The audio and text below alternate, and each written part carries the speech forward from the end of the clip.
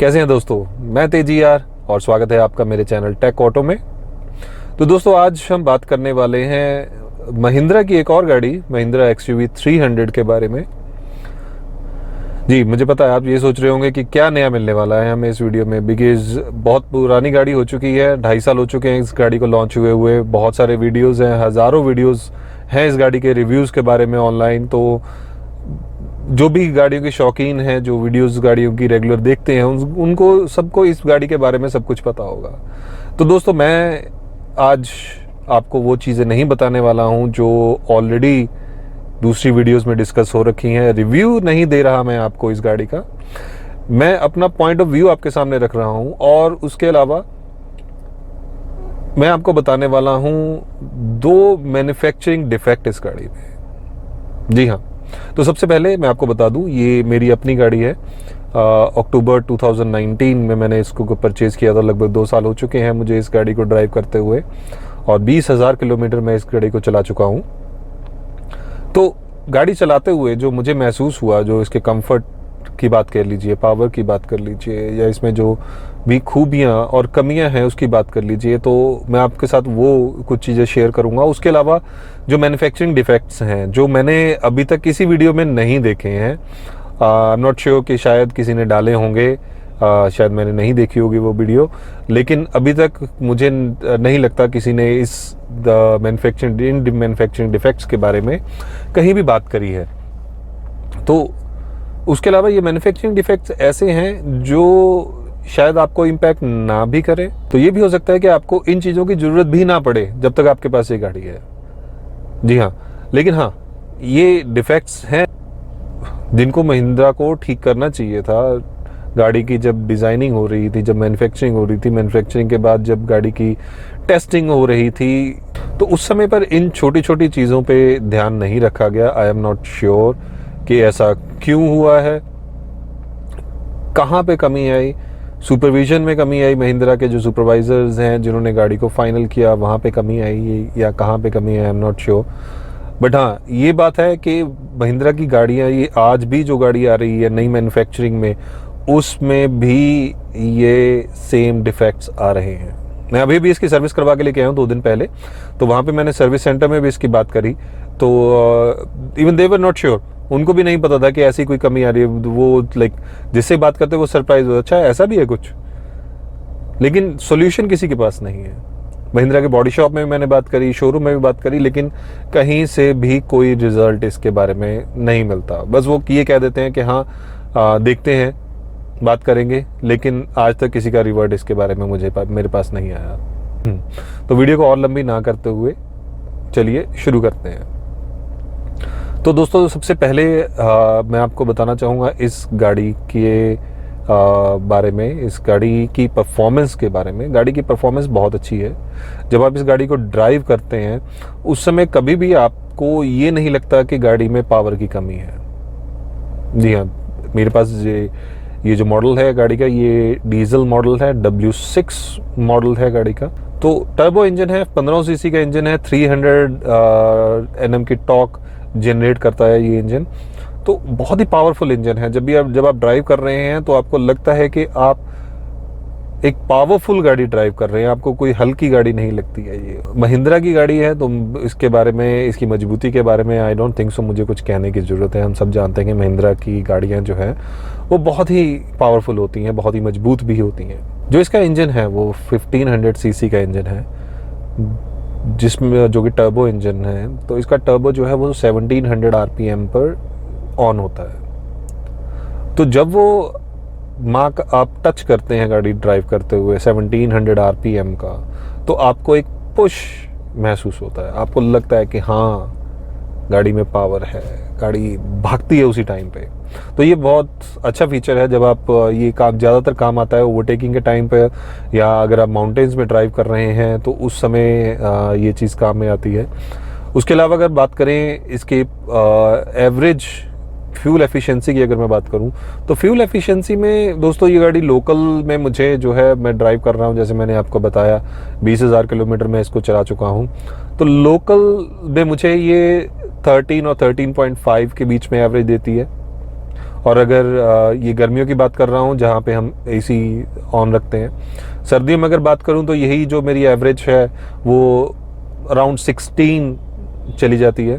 और अगर हाईवेज़ में बात करूँ तो गर्मियों में हाईवे पर 18 to 19 के आसपास एवरेज मिलती है, और सर्दियों में हाईवे में 20+ की एवरेज मिलती है। जी हाँ, शायद आपको हैरानी होगी सुन के 20+ की एवरेज, क्योंकि 20 की एवरेज जो है वो तो कंपनी क्लेम करती है, तो 20+ कैसे देती है गाड़ी। तो ये सब डिपेंड करता है आपके ड्राइविंग के स्टाइल पर, आप किस तरीके से ड्राइव करते हैं। जैसा मैंने आपको बताया, इसका टर्बो इंजन है जो 1700 RPM पर टर्बो ऑन होता है। तो 1700 RPM से ऊपर जब भी आप गाड़ी को रखेंगे तो टर्बो ऑन रहेगा गाड़ी का। जितनी देर तक टर्बो ऑन रहेगा गाड़ी की एवरेज लो रहेगी, बिकॉज गाड़ी फ्यूल को ज़्यादा कंज्यूम करेगी। तो अगर आप लिमिट के अंदर चला रहे हैं गाड़ी को, लाइक अगर हाईवे पर हैं आप 90 और 100 के बीच में आप गाड़ी चला रहे हैं, ऑफ कोर्स 6th गियर पर, तो आपको एवरेज अच्छी मिलने वाली है। लेकिन अगर आप उससे ऊपर जाते हैं, 100 से ऊपर अगर आप जाते हैं, 100 से ऊपर ड्राइव करते हैं, तो आपको एवरेज ऑफ कोर्स इतनी नहीं मिलने वाली। तो जितना तेज चलाएंगे उतनी इसकी एवरेज जो है आपको कम मिलेगी। तो एवरेज, बढ़िया एवरेज लेने का फंडा यही है कि जितना हो सके आराम से ड्राइव करें, टर्बो से नीचे रखें, 1700 RPM से नीचे रखें गाड़ी को। अगर 1700 RPM से नीचे रखते हैं तो आपको फ्यूल एफिशिएंसी इससे भी अच्छी। अगर इसकी गाड़ी की खूबियों के बारे में बात करें तो इस गाड़ी में आपको ड्राइविंग मोड्स नहीं मिलते हैं, तो सिर्फ एक ही मोड में गाड़ी रन होती है। लेकिन आपको इस गाड़ी में स्टीयरिंग मोड मिलते हैं। आपको स्टीयरिंग कितना लाइट और कितना हैवी चाहिए उसके आपको मोड्स मिलते हैं। तो दोस्तों देखिए, जो स्टीयरिंग कंट्रोल आपको दिए गए हैं, ये स्टीयरिंग का ऑप्शन है हमारे पास तो कंफर्ट के अलावा जो आपको इसमें स्टीयरिंग कंट्रोल मिलता है वो नॉर्मल है, स्पोर्ट्स है। तो इसका बेनिफिट आपको ये मिलता है, कंफर्ट मोड में अगर आप चल रहे हैं तो कंफर्ट मोड में आपका स्टीयरिंग जो बहुत लाइट रहेगा, जो कि अगर आप लाइक लोकल ड्राइव कर रहे हैं, आपको सिटी के अंदर आपको ड्राइव करना है, तो कंफर्ट मोड बहुत अच्छा है। उसके अलावा आप नॉर्मल मोड चूज़ कर सकते हैं। अगर आपको ज़्यादा स्टीयरिंग बहुत ज़्यादा लाइट लगता है तो आप नॉर्मल मोड में जा सकते हैं। और अगर हम बात करें तो स्पोर्ट्स मोड की, तो अगर आप हाईवे पे हैं और गाड़ी को तेज़ चला रहे हैं तो वहाँ पे आपको जो है स्पोर्ट्स मोड जो है बहुत काम आता है, क्योंकि स्पोर्ट्स मोड में गाड़ी पे आपका कंट्रोल जो है वो और ज़्यादा अच्छा हो जाता है। गाड़ी स्टीयरिंग पे कंट्रोल जो है वो और ज़्यादा अच्छा आपका हो जाता है। और दूसरी चीज़ अगर बात करूँ, ऑल्दो आई नो बहुत सारे लोगों को इसके बारे में पता होगा, बट फिर भी जो मेरे दोस्त जिनको इस बारे में नहीं पता उनको बताना चाहूँगा, ये आप जो स्पीडोमीटर में ये जो आप IFE का ऑप्शन जो देख रहे हैं, ये तो अगर आप गाड़ी चलाते हुए अगर आप ध्यान दोगे तो यहाँ पे लाइंस आती हैं कंटिन्यूसली अप डाउन होती रहती है। उसके अलावा अगर आप देखोगे यहाँ पे ये 0 है IFE के साथ में, और इस साइड में 30 लिखा हुआ है। इसमें लिखा हुआ है किलोमीटर / लीटर, सो किलोमीटर पर लीटर।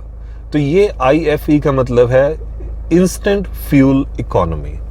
तो अगर आप गाड़ी चला रहे हो उस टाइम पे आपके गाड़ी की चलाने के तरीके से जो है ये डिसाइड होता है कि आपको जो एवरेज मिलेगी गाड़ी की वो कितनी एवरेज आपको मिलेगी।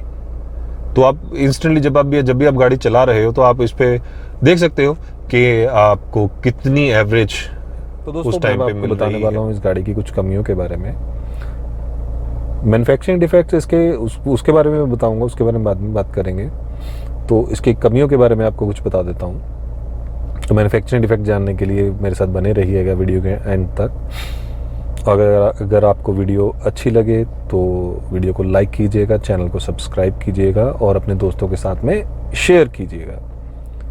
तो दोस्तों कमियों की अगर मैं बात करूं तो सबसे पहला फ़र्क जो आपको इस गाड़ी में लगेगा, जब आप किसी दूसरे ब्रांड से इस ब्रांड में शिफ्ट करते हैं, जब आप इस गाड़ी को लेते हैं, जैसे कि अगर आप होंडा की गाड़ी चला रहे हैं पहले, या आप हुंडई की कोई गाड़ी चला रहे हैं, तो जब आप इस गाड़ी को ड्राइव करेंगे तो उस समय जो आपको सबसे पहले जो फ़र्क महसूस होगा वो है इसका जो गियर लीवर है, उसमें इंजन की जो वाइब्रेशन है वो महसूस की जा सकती है।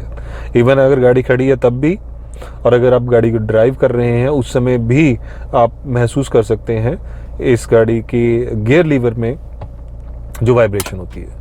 उसके अलावा जो कमियों की अगर मैं बात करूं तो जो नेक्स्ट जो मुझे कमी महसूस हुई इसकी, वो इसकी सीट्स में। तो मुझे बताया, आप ये सोच रहे होंगे कि जहाँ जितनी भी आपने वीडियोस देखी हैं उसमें सभी में बहुत कंफर्टेबल इसको बताया गया है। तो नो डाउट कंफर्टेबल है, मैं ये नहीं कह रहा कंफर्टेबल नहीं है, बट अगर आप लॉन्ग ड्राइव पे इसको रन कर रहे हैं तो वहाँ पे आपको कुछ ना कुछ कमी महसूस होगी। स्पेशली अगर आपकी हाइट मेरे जैसी है, अगर आपकी हाइट अच्छी है, जैसे मेरी हाइट 6 फीट की है, तो आपको अनकंफर्टेबल महसूस होगा लॉन्ग ड्राइव पर। क्योंकि इसकी सीट्स में थाई सपोर्ट उतना नहीं है, थाई सपोर्ट में थोड़ी कमी है, बिकॉज इसका जो पैडल्स हैं वो इस हिसाब से हैं कि आपको अपना पैर हमेशा ऐसे सीधा रखना पड़ता है। तो पैर को अगर हम सीधा रख रहे हैं तो हमारे टांग की जो पोजीशन है वो हमेशा एल शेप में बनी रहती है, तो उसकी वजह से हमारे थाई को सीट से सपोर्ट नहीं मिलता है। अगर आपकी हाइट छोटी है तो आपको मिल जाता है अच्छा खासा सपोर्ट, कोई दिक्कत नहीं है। लेकिन अगर आपकी हाइट ज़्यादा है तो आपको थाई को सपोर्ट नहीं मिलता है, तो लॉन्ग ड्राइव पर आपको अनकंफर्टेबल महसूस होता है। टांग कभी कभी दर्द करने लग, मेरी थाई दर्द करने लग जाती है उस समय जब मैं लॉन्ग ड्राइव पर इसको ड्राइव करता हूँ, तो वो थोड़ी कमी है इसमें।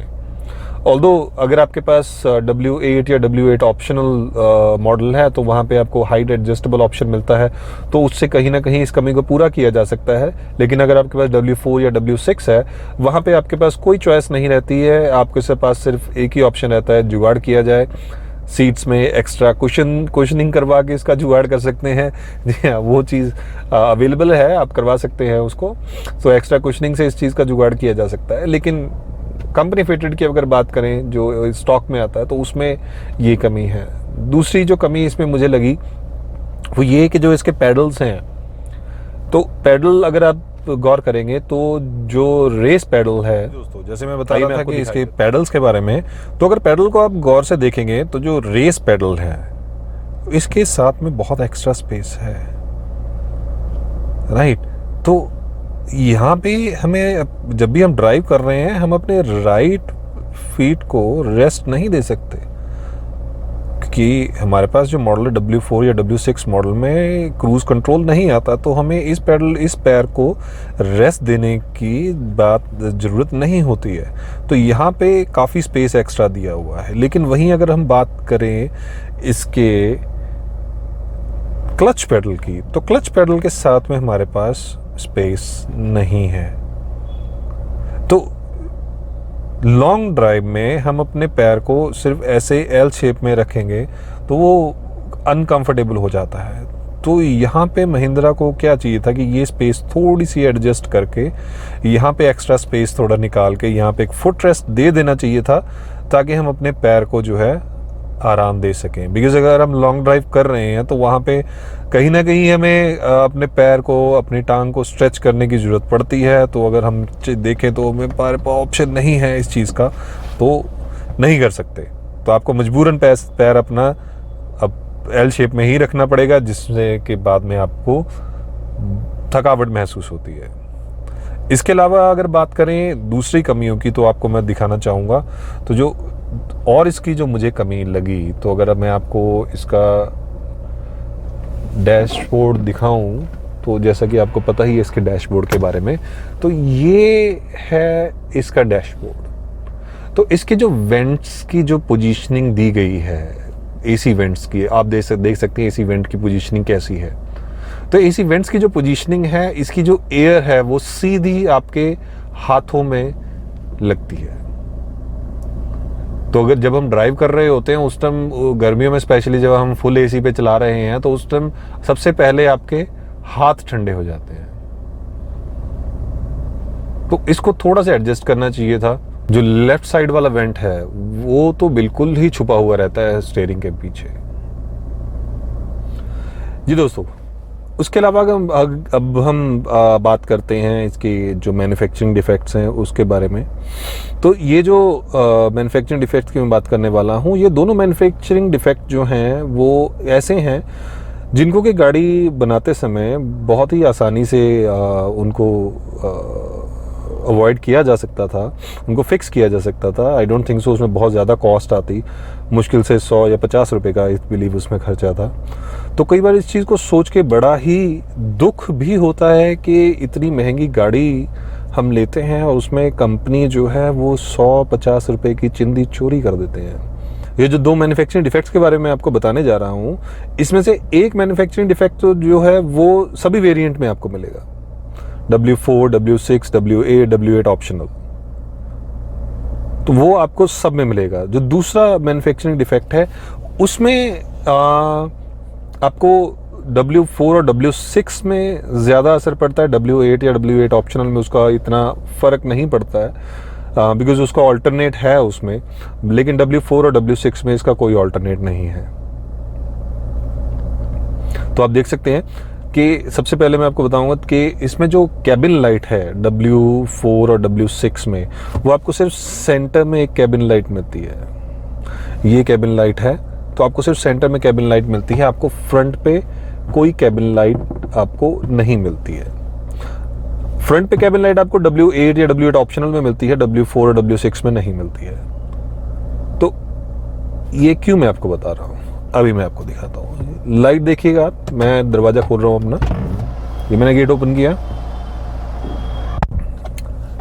लाइट में कोई फर्क नहीं पड़ा। तो W4 और W6 जो मॉडल है इसमें डोर ओपनिंग पे कैबिन लाइट नहीं ऑन होती, क्योंकि महिंद्रा ने मुझे बड़ी कई बार हंसी आती है इस चीज़ पे कि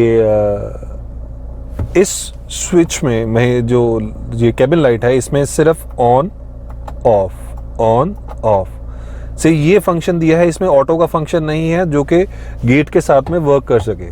W8 में भी ये ऑप्शन यही सेम चीज़ है।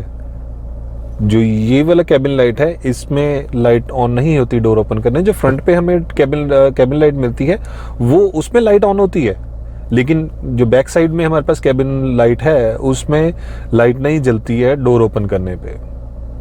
तो चलिए मानते हैं W8 और W8 ऑप्शनल वालों के पास ऑप्शन है, वो डोर ओपन कर रहे हैं, उनको लाइट मिल रही है, but what about the W4 W6? Although मैं समझता हूँ कि ये बहुत ज़्यादा लोगों को शायद फ़र्क इस चीज़ से नहीं पड़ता होगा, बहुत छोटी सी चीज़ है ये, तो वही मेरा कहना है, बहुत छोटी सी चीज़ है ये, तो क्यों नहीं इसको ठीक किया गया?